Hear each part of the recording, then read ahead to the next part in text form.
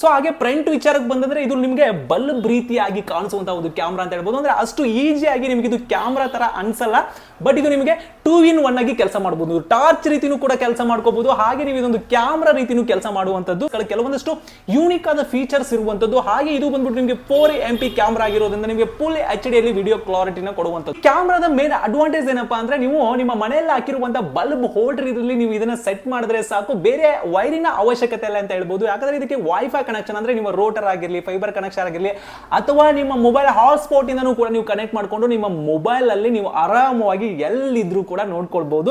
ಅದಷ್ಟೇ ಅಲ್ಲ, ಇದರಲ್ಲಿ 360 ಡಿಗ್ರಿ ನಿಮಗೆ ರೊಟೇಟ್ ಆಗುವಂತ ಒಂದು ಸೂಪರ್ ಹಿಟ್ ಕ್ಯಾಮ್ರಾ ಅಂತ ಹೇಳ್ಬೋದು.